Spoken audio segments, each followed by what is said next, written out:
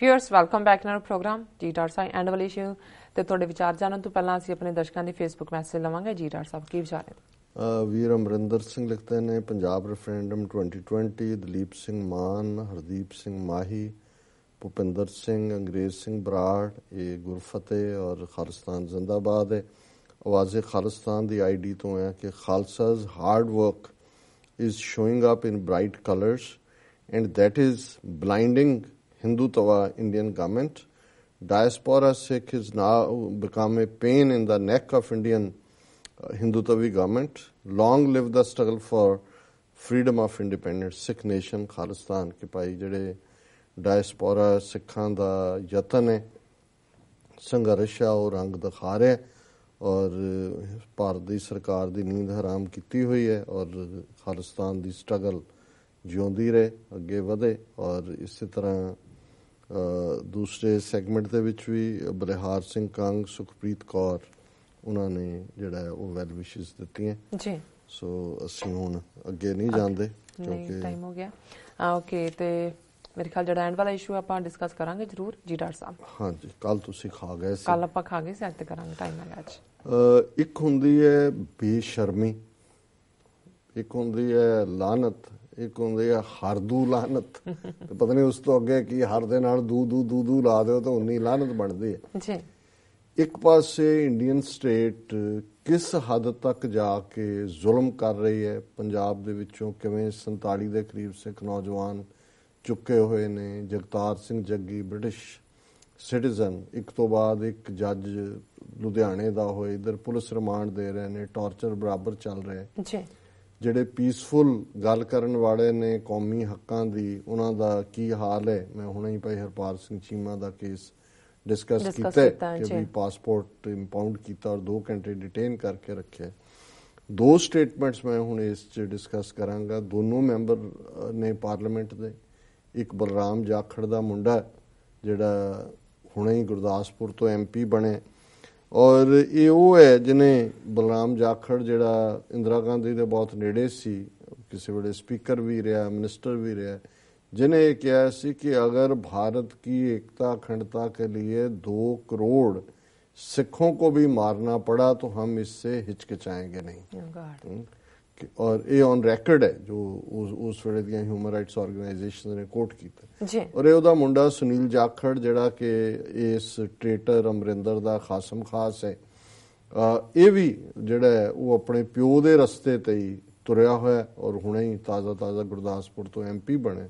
ਹੁਣ ਇੱਕ ਪਾਸੇ ਦੁਨੀਆ ਦੇ ਵਿੱਚ ਮੁਹਿੰਮ ਚੱਲੀ ਹੋਈ ਹੈ, 175 ਮੈਂਬਰਸ ਆਫ ਪਾਰਲੀਮੈਂਟ ਇੰਗਲੈਂਡ ਦੇ ਟਾਰਚਰ ਦੇ ਖਿਲਾਫ ਕਹਿ ਚੁੱਕੇ ਨੇ। ਇੰਗਲੈਂਡ ਦੀ ਪ੍ਰਾਈਮ ਮਿਨਿਸਟਰ ਨੇ ਵੀ ਉਹਨੂੰ ਸੀਰੀਅਸ ਕਿਹਾ ਔਰ ਇਹ ਜਾਖੜ ਅੱਜ ਸਟੇਟਮੈਂਟ ਦੇ ਰਿਹਾ ਹੈ ਕਿ ਇੰਡੀਅਨ ਗਵਰਨਮੈਂਟ ਨੂੰ ਇੰਗਲੈਂਡ ਦੀ ਗਵਰਨਮੈਂਟ ਕੋਲ ਇਸ਼ੂ ਉਠਾਉਣਾ ਚਾਹੀਦਾ ਹੈ ਕਿ ਕੈਪਟਨ ਅਮਰਿੰਦਰ ਸਿੰਘ ਦੀ ਜਾਨ ਨੂੰ ਖਤਰਾ ਹੈ, ਉਸ ਨੂੰ ਬਹੁਤ ਧਮਕੀਆਂ ਮਿਲ ਰਹੀਆਂ।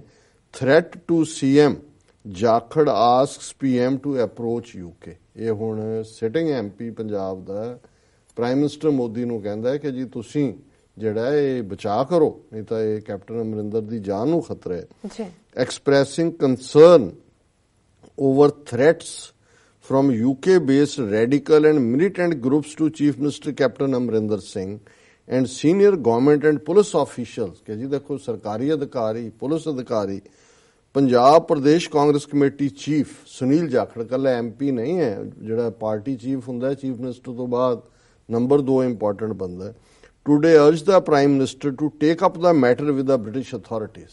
ਇਹ ਹੈ ਜਦੋਂ ਤੁਸੀਂ ਹਰਦੂ ਲਾਨਤ ਔਰ ਬੇਸ਼ਰਮੀ ਦੀਆਂ ਹੱਦਾਂ ਟੱਪਣਾ ਕਿ ਜੀ ਬ੍ਰਿਟਿਸ਼ ਸਰਕਾਰ ਦੇ ਨਾਲ ਇਹਨੂੰ ਕੇਸ ਨੂੰ ਚੁੱਕੋ ਕਿ ਜੀ ਇਹਦੀ ਜਾਨ ਨੂੰ ਖਤਰਾ ਹੈ।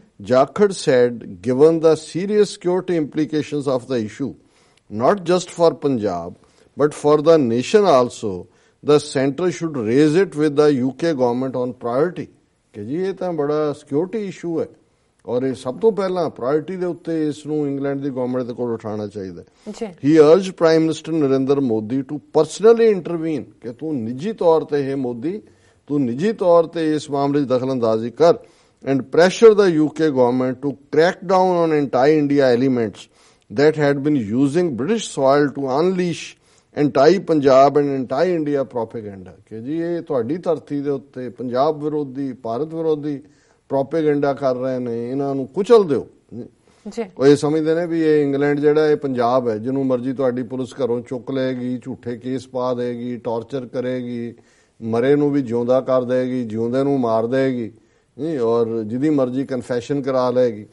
ਔਰ ਇਹ ਕਹਿ ਰਹੇ, in the absence of any check on their nefarious activities by the UK authorities, these forces had escalated their campaign to disrupt peace and harmony of Punjab and destabilize India। ਹੀ ਹੈ ਉਹਨਾਂ ਕਿਹਾ ਜੀ, ਕਿਉਂਕਿ ਉਹਨਾਂ ਦੇ ਉੱਤੇ ਕੋਈ ਇਸ ਕਿਸਮ ਦਾ ਹੈ ਨਹੀਂ, ਉਹਨਾਂ ਨੂੰ ਕੋਈ ਚੈੱਕ ਨਹੀਂ ਕੀਤਾ ਜਾ ਰਿਹਾ, ਇਸ ਲਈ ਜਿਹੜਾ ਉਹਨਾਂ ਦੀ ਮੁਹਿੰਮ ਹੈ ਪੰਜਾਬ ਦੇ ਵਿੱਚ ਜਿਹੜੀ ਸਦਭਾਵਨਾ ਔਰ ਸ਼ਾਂਤੀ ਭੰਗ ਕਰਨ ਦੀ ਔਰ ਭਾਰਤ ਨੂੰ ਜਿਹੜਾ ਸਥਿਰ ਕਰਨ ਦੀ, ਇਹ ਬੜੀ ਤੇਜ਼ ਹੋ ਗਈ ਹੈ। ਔਰ ਉਹਦੇ 'ਚ ਉਹਨਾਂ ਨੇ ਕਿਹਾ ਕਿ ਵੀ the recent arrests of terrorists clearly showed a dangerous pattern of international shores being used to carry out anti-India activities, said Jakhar। ਕਹਿੰਦੇ ਦੇਖੋ ਆ ਜਿਹੜੀਆਂ ਗ੍ਰਿਫਤਾਰੀਆਂ ਹੋਈਆਂ ਇਹਨਾਂ ਨੇ ਦੱਸ ਦਿੱਤਾ ਹੈ ਕਿ ਕਿਵੇਂ ਬਾਹਰੋਂ ਜਿਹੜੀ ਹੈ ਉਹ ਦਹਿਸ਼ਤਗਰਦੀ ਆ ਕੇ ਇੱਥੇ ਸਾਡੀ ਸ਼ਾਂਤੀ ਨੂੰ ਭੰਗ ਕਰ ਰਹੀ ਹੈ। ਸੋ ਇਹ ਬੇਸ਼ਰਮ ਤਾਂ ਕਾਂਗਰਸ ਦਾ ਜਿਹੜਾ ਅਮਰਿੰਦਰ ਦਾ ਪਾਲਤੂ ਹੈ, ਤੇ ਇੱਕ ਚੰਦੂ ਮਾਜਰਾ ਪ੍ਰੇਮ ਸਿੰਘ, ਇਹ ਸਿਟਿੰਗ MP ਹੈ ਅਕਾਲੀਆਂ ਦਾ। ਔਰ ਕਿਉਂਕਿ ਸ਼੍ਰੋਮਣੀ ਕਮੇਟੀ ਪ੍ਰਧਾਨ ਗੋਬਿੰਦ ਸਿੰਘ ਲੌਂਗੋਵਾਲ ਬਣੇ, ਔਰ ਅਸੀਂ ਜਦੋਂ ਡਿਸਕਸ ਕੀਤਾ ਉਦੋਂ ਮੈਂ ਮੈਂਸ਼ਨ ਨਹੀਂ ਸੀ ਕੀਤਾ, ਅਜੇ 2-3 ਮਹੀਨੇ ਪਹਿਲਾਂ ਉਹਨੂੰ ਲੌਂਗੋਵਾਲ ਨੂੰ ਜਿਹੜਾ ਹੈ ਉਹ ਸਜ਼ਾ ਲੱਗੀ ਹੈ ਅਕਾਲ ਤਖਤ ਤੋਂ, ਕਿਉਂਕਿ ਚੋਣਾਂ ਤੋਂ ਪਹਿਲਾਂ ਉਹ ਸੌਦਾ ਸਾਧ ਦੇ ਜਿਹੜਾ ਸਮਰਥਨ ਦੇ ਲਈ, ਵੋਟਾਂ ਦੇ ਲਈ, ਉਹ ਸਾਰਿਆਂ ਤੋਂ ਹਮਾਇਤ ਇਹਨੇ ਮੰਗੀ ਸੀ ਬਾਕੀਆਂ ਦੇ ਨਾਲ। ਸੋ ਇਹ ਜਿਹੜਾ ਕ੍ਰਿਮੀਨਲ ਹੈ, ਜੇ ਤੁਸੀਂ ਉਹਨੂੰ ਸਜ਼ਾ ਯਾਫਤਾ ਕਹਿਣਾ ਹੋਏ, ਉਹ ਸ਼੍ਰੋਮਣੀ ਕਮੇਟੀ ਪ੍ਰਧਾਨ, ਉਹਨੇ ਪਹਿਲੀ ਪ੍ਰੈਸ ਕਾਨਫਰੰਸ ਕੀਤੀ, ਉਹਦੇ ਮੂੰਹ ਚੋਂ ਝੱਗ ਵਗਦੀ ਸੀ। ਇੱਕ ਬੀਬੀ ਪੱਤਰਕਾਰ ਵੀ ਸਵਾਲ ਪੁੱਛ ਰਹੀ ਸੀ, ਦੂਜੇ ਵੀ ਬੜੇ ਉਹਨਾਂ ਨੇ ਸਾਦੇ ਜਿਹੇ ਸਵਾਲ ਪੁੱਛੇ, ਤੇ ਇਹ ਚੰਦੂ ਮਾਜਰਾ ਨਾਲ ਬੈਠਾ ਸੀ, ਇਹ ਬੋਲਣ ਲੱਗਾ, ਤੂੰ ਬੈਠ ਚੁੱਪ ਕਰਕੇ, ਇਹਦੇ ਨਾਲ ਗੱਲ ਕਰ ਰਹੇ। ਤੇ ਥੱਲੇ ਕਿਸੇ ਨੇ ਕਮੈਂਟ ਲਿਖਿਆ ਸੀ ਕਿ from where this Chandu came. ਮੈਨੂੰ ਲੱਗਾ ਵੀ ਵਾਕਈ ਇਹ ਚੰਦੂ ਦੀ ਨਸਲ ਹੀ ਹੈ। ਤੇ ਜਦੋਂ ਮੈਂ ਅੱਜ ਬਿਆਨ ਦੇਖਿਆ ਮੈਂ ਕਿਹਾ ਵਾਹ ਚੰਦੂ ਕਾਬੂ ਆ ਗਏ। ਹੁਣ ਇਹ ਚੰਦੂ ਕੀ ਕਹਿੰਦਾ, blue star MP demands apology from UK। ਹੁਣ ਤੁਸੀਂ ਦੇਖੋ ਵੀ ਕੁੱਤੇ ਕਿਸ ਨਸਲ ਦੇ, ਕੋਈ ਦੇਸੀ ਡੱਗ ਹੋਣ ਕਿ ਭਾਵੇਂ ਉਹ ਜਿਹੜੇ ਨੇ ਜਰਮਨ ਸ਼ੈਫਰਡ ਹੋਣ, ਉਹ ਤਾਂ ਕਾਂਗਰਸ ਦਾ ਹਿੰਦੂਆਈਜ਼ਡ ਪੂਰਾ ਜਾਖੜ ਦਾ ਮੁੰਡਾ। ਤੇ ਇਹ ਚੰਦੂ ਦੇਖੋ, ਚੰਦੂ ਦੀ ਔਲਾਦ ਡੱਗ, ਸਟਰੀਟ ਡੌਗ। ਇਹ ਹੁਣ ਇਹ ਵੀ ਇੰਗਲੈਂਡ ਨੂੰ ਟਾਰਗੇਟ ਕਰ ਰਿਹਾ ਕਿ ਜੀ ਮੋਦੀ ਲੈ ਕੇ ਜੀ ਉੱਥੋਂ ਖਤਰੇ। Anandpur Sahib MP and Akali Dal general secretary, ਇਹ ਦੇਖੋ ਇਹ ਅਕਾਲੀ ਦਲ ਦਾ ਜਨਰਲ ਸੈਕਟਰੀ ਹੈ, MP ਹੈ ਅਨੰਦਪੁਰ ਸਾਹਿਬ ਤੋਂ। Prem Singh Chandumajra has demanded condemnation through resolution in parliament of the alleged British involvement in Operation Blue Star। He also called for an apology from the UK government। ਉਹਨੇ ਕਿਹਾ ਜੀ ਬ੍ਰਿਟਨ ਦੀ ਸਰਕਾਰ ਨੇ ਦਰਬਾਰ ਸਾਹਿਬ ਦੇ ਹਮਲੇ ਦੇ ਵਿੱਚ ਜਿਹੜੀ ਭੂਮਿਕਾ ਨਿਭਾਈ, ਉਹਦੇ ਲਈ ਮਾਫੀ ਮੰਗਾਓ UK ਤੋਂ, ਔਰ ਪਾਰਲੀਮੈਂਟ 'ਚ ਮਤਾ ਕਰੋ। ਪਹਿਲਾਂ ਜਿਨ੍ਹਾਂ ਨੇ ਕੀਤਾ ਹੈ, ਜਿਹੜਾ ਤੇਰੀ ਮਾਂ ਸੀ ਇੰਦਰਾ ਗਾਂਧੀ, ਜਿਨ੍ਹਾਂ ਨੂੰ ਦੇ ਨਾਲ ਤੇਰੀ ਸਾਰੀ ਲੀਡਰਸ਼ਿਪ, ਉਦੋਂ ਤੂੰ ਟੌੜੇ ਦਾ ਮੁਤਬੰਨਾ ਬਣਿਆ ਹੋਇਆ ਸੀ, ਉਹ ਸਾਰੀ ਜਿਹੜੀ ਸਾਜ਼ਿਸ਼ ਕੀਤੀ ਉਹ ਮਤਾ ਕਰਵਾ ਲਿਆ ਪਾਰਲੀਮੈਂਟ 'ਚ, ਉਹਦਾ ਹਿਸਾਬ ਲੈ ਲਿਆ ਤੁਸੀਂ। ਪਰ ਇਹ ਤੁਸੀਂ ਦੇਖੋ ਕਿ ਵੀ ਇਹ ਕੋਈ ਪਿੱਛੇ ਨਹੀਂ ਰਹਿਣਾ ਚਾਹੁੰਦਾ ਇਹ ਦੱਸਣ ਲਈ ਕਿ ਅਸੀਂ ਕਿੰਨੀ ਵਧੀਆ ਨਸਲ ਦੇ ਕੁੱਤੇ ਆ ਤੁਹਾਡੇ ਭੌਂਕਣ ਲਈ, ਔਰ ਜਿਹਦੀ ਕੋਹ ਲੱਤ ਫੜਨ ਨੂੰ ਤਿਆਰ ਹੈ। ਹੁਣ ਇੱਕ ਪਾਸੇ ਦਬਾਅ ਇਹ ਬਣਿਆ ਕਿ ਵੀ ਤੁਸੀਂ ਇੱਕ ਬ੍ਰਿਟਿਸ਼ ਸਿਟੀਜ਼ਨ ਨੂੰ ਜਿਹੜਾ ਹੈ ਉਹ ਟਾਰਚਰ ਕਰ ਰਹੇ ਹੋ, ਝੂਠੇ ਕੇਸਾਂ 'ਚ ਫਸਾਇਆ ਹੋਇਆ। ਆਲਰੇਡੀ ਇੱਕ ਜਸਵੰਤ ਸਿੰਘ ਆਜ਼ਾਦ 5 ਸਾਲ ਝੂਠੇ ਕੇਸਾਂ 'ਚ ਉਹਨੂੰ ਰੋਲ ਕੇ ਅਲਟੀਮੇਟਲੀ ਉਹਨੂੰ ਅਦਾਲਤਾਂ ਨੇ ਐਕਵਿਟ ਕੀਤਾ। ਔਰ ਇਹ ਜਿਹੜਾ ਇਹ ਚੰਦੂ ਇਹ ਕਹਿ ਰਿਹਾ ਜੀ ਉਹ ਮਤਾ ਲਿਆਓ, ਰੈਜ਼ੋਲੂਸ਼ਨ, ਔਰ ਮਾਫੀ ਮੰਗਾਓ। He has given notice for private member resolution on the issue to the Lok Sabha for forthcoming winter session। ਵਾਹ ਵਾਹ, ਉਹਨੇ ਪਹਿਲਾਂ ਹੀ ਪ੍ਰਾਈਵੇਟ ਮੈਂਬਰ ਦਿੱਤਾ ਹੈ ਕਿ ਜੀ ਕੰਡੈਮ ਕਰੋ ਕਿ ਇੰਗਲੈਂਡ ਦੀ ਸਰਕਾਰ ਮਾਫੀ ਮੰਗੇ ਕਿ ਦਰਬਾਰ ਸਾਹਿਬ ਤੇ ਕੀਤਾ। ਚੰਦੂ ਮਾਜਰਾ ਨੇ ਉਹੀ, it is serious issue involving outside interference in India's internal affairs. ਤੇਰੀ ਮਾਂ ਨੇ ਜਿਹੜਾ ਉਹਨੂੰ ਲਿਖਿਆ ਸੀ ਫਰਵਰੀ 84 'ਚ ਮਾਰਗਰਟ ਥੈਚਰ ਨੂੰ, ਇੰਦਰਾ ਗਾਂਧੀ ਨੇ, ਕਿ ਵੀ ਮਦਦ ਦਿਓ। ਪਹਿਲਾਂ ਉਹਨਾਂ ਦਾ ਲੇਖਾ ਕਰ ਲਓ, ਇਹਨਾਂ ਦਾ ਤਾਂ ਸਿੱਖ ਦੇਖ ਰਹੇ ਨੇ, ਬਾਹਰ ਵਾਲੇ ਕਰਨਗੇ, ਇਹਨਾਂ ਨੂੰ ਅਕਾਊਂਟੇਬਲ ਬਣਾਉਣਗੇ ਵੀ ਇਹਨਾਂ ਦੀ ਸਰਕਾਰ ਨੇ ਕੀ ਰੋਲ ਅਦਾ ਕੀਤਾ।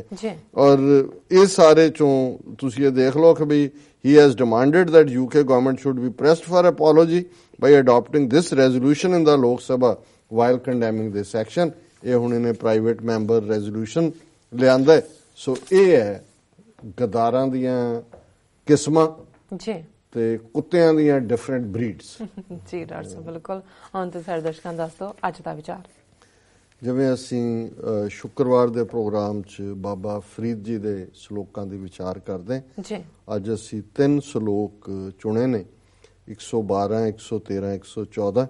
ਉਹਦੇ 'ਚ 113 ਨੰਬਰ ਸ਼ਲੋਕ ਜਿਹੜਾ ਹੈ ਇਹ ਗੁਰੂ ਨਾਨਕ ਸਾਹਿਬ ਦਾ ਹੈ, ਪਰ ਗੁਰੂ ਅਰਜਨ ਸਾਹਿਬ ਨੇ ਜਦੋਂ ਗੁਰੂ ਗ੍ਰੰਥ ਸਾਹਿਬ 'ਚ 112 ਨੰਬਰ ਸ਼ਲੋਕ ਦਰਜ ਕੀਤਾ ਬਾਬਾ ਫਰੀਦ ਜੀ ਦਾ, ਤੇ ਉਸ ਦੇ ਨਾਲ ਇਹ ਗੁਰੂ ਨਾਨਕ ਸਾਹਿਬ ਦਾ ਸ਼ਲੋਕ ਜਿਹੜਾ ਕੰਟੀਨਿਊ ਰੱਖਿਆ ਬਾਬਾ ਫਰੀਦ ਜੀ ਦੀ ਗਿਣਤੀ 'ਚ।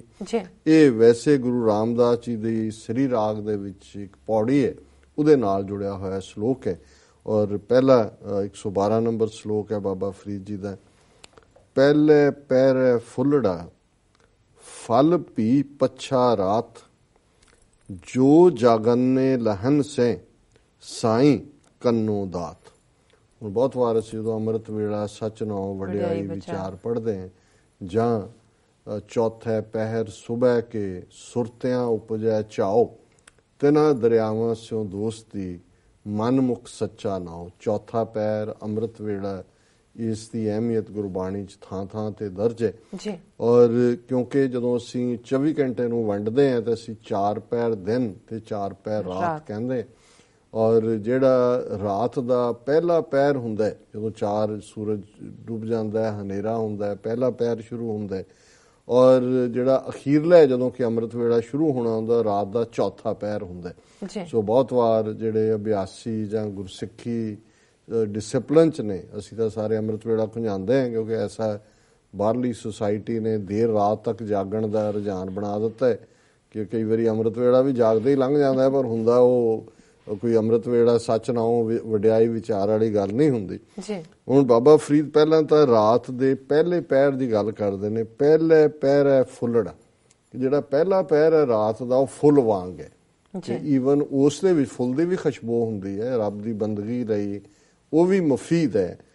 ਫਲ ਵੀ ਪੱਛਾ ਰਾਤ, ਪਰ ਜਿਹੜਾ ਅਖੀਰਲਾ ਪਹਿਰ ਹੈ ਉਹ ਫਲ ਵਾਂਗ ਹੈ, ਫਰੂਟ ਵਾਂਗ ਹੈ। ਔਰ ਇਹ ਅੰਮ੍ਰਿਤ ਵੇਲੇ ਦੀ ਅਹਿਮੀਅਤ ਨੂੰ ਦਰਸਾਉਂਦਾ ਹੈ।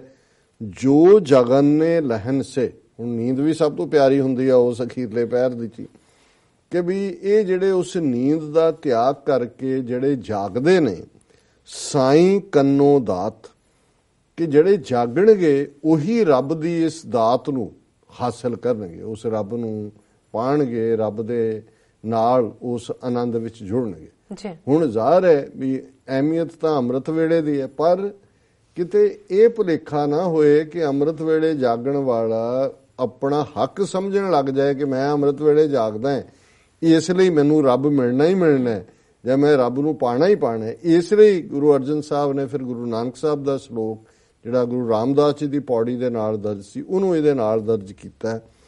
ਦਾਤੀ ਸਾਹਿਬ ਸੰਧੀਆਂ ਕਿਆ ਚਲੇ ਤਿਸ ਨਾਲ, ਇੱਕ ਜਾਗੰਦੇ ਨਾ ਲਹਿਨ, ਇੱਕ ਨਾ ਸੁੱਤਿਆਂ ਦੇ ਉਠਾ। ਕਿ ਗੁਰੂ ਸਾਹਿਬ ਨੇ ਕਿਹਾ ਕਿ ਵੀ ਅਸੀਂ ਅੰਮ੍ਰਿਤ ਵੇਲਾ ਜਾਗ ਕੇ ਬਾਬੀਹਾ ਅੰਮ੍ਰਿਤ ਵੇਲੇ ਬੋਲਿਆ ਤਾਂ ਦਰ ਸੁਣੀ ਪੁਕਾਰ। ਉਹ ਤੁਸੀਂ ਪੁਕਾਰ ਤਾਂ ਕਰ ਸਕਦੇ ਹੋ, ਪਰ ਉਹ ਸੁਣਨੀ ਹੈ ਕਿ ਨਹੀਂ ਸੁਣਨੀ, ਦਾਤ ਉਹਨੇ ਤੁਹਾਨੂੰ ਬਖਸ਼ਣੀ ਹੈ, ਇਹ ਉਹਦੇ ਕੋਲ ਹੈ। ਉਹ ਤੁਹਾਡਾ ਹੱਕ ਨਹੀਂ ਹੈ ਕਿ ਅੰਮ੍ਰਿਤ ਵੇਲਾ ਜਾਗੋ ਸਮਝੋ ਜੀ ਰੱਬ ਦੀ ਹੁਣ ਰਜਿਸਟਰੀ ਹੋ ਗਈ ਨਾ, ਤੇ ਨਹੀਂ, ਉਹ ਤੁਹਾਡੀ ਮੰਗ ਹੈ, ਉਹ ਦਾਤ ਉਹਦੇ ਕੋਲ ਹੀ ਹੈ। ਔਰ ਦਾਤੀ ਸਾਹਿਬ ਸੰਧੀਆਂ, ਕਿ ਵੀ ਇਹ ਜਿਹੜੀਆਂ ਦਾਤਾਂ ਨੇ ਇਹ ਸਾਹਿਬ ਦੇ ਕੋਲ ਨੇ, ਇਹ ਨਿਰੰਕਾਰ ਦੇ ਕੋਲ ਨੇ। ਕਿਆ ਚਲੇ ਤਿਸ ਨਾਲ, ਉੱਥੇ ਤੁਹਾਡਾ ਜ਼ੋਰ ਨਹੀਂ ਚੱਲ ਸਕਦਾ। ਇੱਕ ਜਾਗੰਦੇ ਨਾ ਲਹਿਨ, ਇੱਕ ਜਿਹੜੇ ਨੇ ਭਾਵੇਂ ਸਵੇਰੇ ਉੱਠ ਕੇ ਵੀ ਪੁੱਠੇ ਲਟਕਦੇ ਰਹਿਣ, ਉਹਨਾਂ ਨੂੰ ਕੁਛ ਨਾ ਮਿਲੇ। ਇੱਕ ਨਾ ਸੁੱਤਿਆਂ ਦੇ ਉਠਾ, ਇੱਕ ਜਿਹੜੇ ਸੁੱਤੇ ਪਏ ਨੇ ਉਹਨਾਂ ਨੂੰ ਰੱਬ ਉਠਾ ਕੇ ਕਹਿੰਦਾ ਚੱਲ ਭਾਈ। ਔਰ ਮੈਂ ਦੇਖਦਾ ਹੁਣ ਜਿਹੜੇ ਬੜੇ ਬੜੇ ਵਿਦਵਾਨ, ਰਾਗੀ, ਪ੍ਰਚਾਰਕ, ਢਾਡੀ, ਸਾਡੇ ਵਰਗੇ ਗੱਲਾਂ ਕਰਨ ਵਾਲੇ, ਜਦੋਂ ਟੈਸਟ ਦਾ ਟਾਈਮ ਆਉਂਦਾ ਹੈ ਅਸੀਂ ਦੌੜ ਜਾਂਦੇ, ਇਹ ਕਹਿੰਦਾ ਇਹ ਤਾਂ ਸੰਗਤ ਨੂੰ ਸੁਣਾਉਣ ਲਈ ਹੈ ਭਾਈ, ਆਪ ਥੋੜੀ। ਤੇ ਇੱਕ ਉਹ ਨੇ ਜਿਨ੍ਹਾਂ ਦੇ ਕੰਨ 'ਚ ਗੱਲ ਪਈ, ਹੁਣ ਇਹ ਜਿੰਦੇ ਸੁੱਖੇ, ਜਨਰਲ ਲਾਭ ਸਿੰਘ, ਦਿਲਾਵਰ ਸਿੰਘ, ਜਗਤਾਰ ਸਿੰਘ ਹਵਾਰੇ ਕੌਣ ਨੇ? ਕੋਈ ਸਪੋਰਟਸਮੈਨ, ਕੋਈ ਦੂਜੇ ਤੀਜੇ, ਉਹਨਾਂ ਨੂੰ ਲੱਗਾ ਬੇਅੰਤ ਸਿੰਘ, ਸਤਵੰਤ ਸਿੰਘ। ਹੁਣ ਪ੍ਰੋਫੈਸਰ ਦਰਸ਼ਨ ਸਿੰਘ ਕੀਰਤਨ ਕਰ ਰਿਹਾ ਉੱਥੇ ਦਿੱਲੀ ਦੇ ਇੱਕ ਗੁਰਦੁਆਰੇ 'ਚ, ਉੱਥੇ ਕਹਿ ਰਿਹਾ ਕਿ ਇੰਨੇ ਛੋਟੇ ਛੋਟੇ ਬੱਚੇ ਮਾਰਤੇ, ਬੀਬੀਆਂ ਮਾਰਤੀਆਂ, ਕੋਈ ਸੁੱਖਾ ਸਿੰਘ ਮਹਿਤਾਬ ਸਿੰਘ ਨਹੀਂ, ਕੋਈ ਨਹੀਂ ਉੱਠਿਆ। ਹੁਣ ਉਹ ਬੇਅੰਤ ਸਿੰਘ ਜਿਹੜਾ ਉਹਦਾ ਇੰਸਪੈਕਟਰ ਹੈ, ਇੰਦਰਾ ਗਾਂਧੀ ਦੀ ਪ੍ਰੋਟੈਕਸ਼ਨ ਲਈ ਹੈ, ਕਮਜ਼ੋਰੀਆਂ ਵੀ ਨੇ, ਉਹ ਜ਼ਾਰੋ-ਜ਼ਾਰ ਹੋ ਰਿਹਾ। ਔਰ ਉਹਦਾ ਚਾਚਾ ਜਾਂ ਤਾਇਆ ਕੇਰ ਸਿੰਘ ਕਹਿੰਦਾ ਰੋਣ ਨਾਲ ਨਹੀਂ ਗੱਲ ਬਣਦੀ, ਕੁਛ ਕਰੀਦਾ ਵੀ।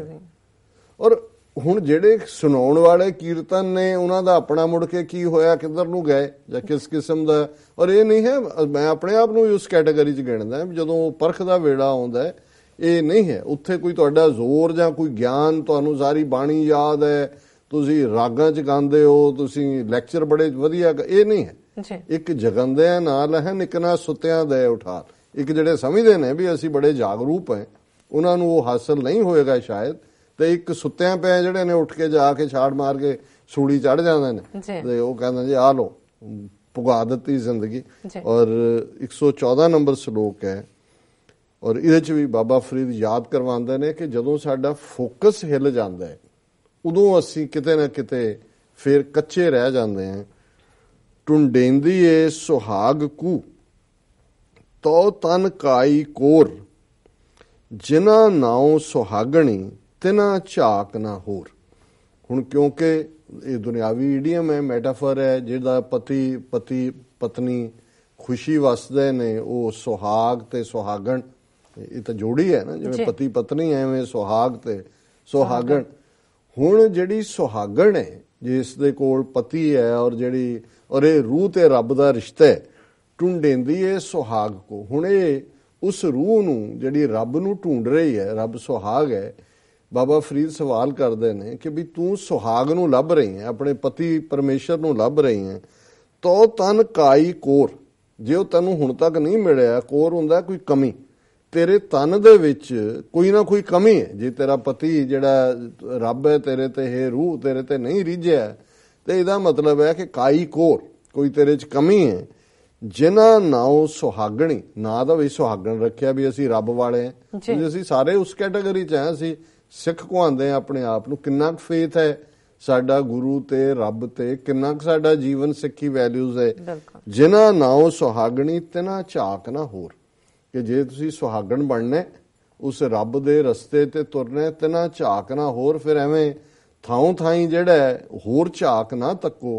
ਹੁਣ ਤੁਸੀਂ ਜੋਤਸ਼ੀ ਵੀ ਲੱਭਦੇ ਹੋ, ਤੁਸੀਂ ਜਾਂਤਰੀ ਮੰਤਰੀ ਤੰਤਰੀ, ਕਿਸੇ ਨੇ ਕੋਈ ਕੰਨ 'ਚ ਕੁਛ ਕਿਹਾ ਜੋ ਉਹਦੇ ਮਗਰ ਲੱਗ ਤੁਰੇ। ਕਿੰਨੇ ਨੇ ਜਿਹੜੇ ਸਾਲਮ, ਜਿਨ੍ਹਾਂ ਦਾ ਇਸ਼ਕ ਉਸ ਰੱਬ ਦੇ ਨਾਲ ਹੈ, ਜਿਹੜੇ ਹਰ ਹਾਲਤ 'ਚ ਉਸ ਕਿਸੇ ਵੀ ਕਸ਼ਟ ਨੂੰ ਫੇਸ ਕਰਦੇ ਆ ਵੀ ਇਹ ਕਹਿੰਦੇ ਨੇ ਜੇ ਸੁਖ ਦੇ ਤਾਂ ਤੁਝੇ ਆਰਾਧੀ, ਦੁੱਖ ਵੀ ਤੁਝੇ ਧਿਆਈ, ਜੇ ਭੁੱਖ ਦੇ ਤਾਂ ਇਤ ਹੀ ਰਾਜਾਂ ਦੁੱਖ ਵਿੱਚ ਸੁਖ ਮਨਾਈ। ਇਹ ਹੈ ਕਿ ਭਾਈ ਤਿਨਾ ਝਾਕ ਨਾ ਹੋਰ, ਉਹ ਫਿਰ ਕਿਸੇ ਹੋਰ ਝਾਕ ਤੇ ਨਹੀਂ ਹੁੰਦੇ। ਸੋ ਇਹ ਅੱਜ ਦਾ ਵਿਚਾਰ ਜੀ। ਰਾਸ਼ਾ ਤੁਹਾਡਾ ਬਹੁਤ ਬਹੁਤ ਸ਼ੁਕਰੀਆ, ਤੁਸੀਂ ਅੱਜ ਦੇ ਅਹਿਮ ਇਸ਼ੂ ਤੇ ਅੱਜ ਦਾ ਵਿਚਾਰ ਸਾਡੇ ਦਰਸ਼ਕਾਂ ਨਾਲ ਸਾਂਝਾ ਕੀਤਾ। ਇਸ ਨਾਲ ਆਪਣੇ ਵੀਅਰਸ ਕੋਲ ਲੈਂਦੇ ਹਾਂ ਇਜਾਜ਼ਤ। ਵੀਅਰਸ, ਸਾਡੇ ਪ੍ਰੋਗਰਾਮ ਦਾ ਸਮਾਂ ਇੱਥੇ ਸਮਾਪਤ ਹੁੰਦਾ। ਤੁਸੀਂ ਆਪਣੀ ਰਾਏ ਤੇ ਸੁਝਾਅ ਸਾਨੂੰ ਭੇਜਣਾ ਭੁੱਲਣਾ। ਸਾਡੇ ਇਸ ਪਤੇ ਤੇ SOS@tv84.tv ਤੇ ਅਸੀਂ ਆਪਣਾ ਪ੍ਰੋਗਰਾਮ ਲੈ ਕੇ ਫਿਰ ਦੁਬਾਰਾ ਤੁਹਾਡੇ ਸਨਮੁਖ ਹੋਵਾਂਗੇ। ਤਦ ਤੱਕ ਲਈ ਮੈਨੂੰ ਤੇ ਆਪਣਾ ਸੁਣਾ ਗਿਆ ਦਿਓ। ਦੇਖਦੇ ਰਹੋ TV84। ਬੁਲਾ ਦਿਓ ਫਤਿਹ। ਵਾਹਿਗੁਰੂ ਜੀ ਕਾ ਖਾਲਸਾ, ਵਾਹਿਗੁਰੂ ਜੀ ਕੀ ਫਤਿਹ।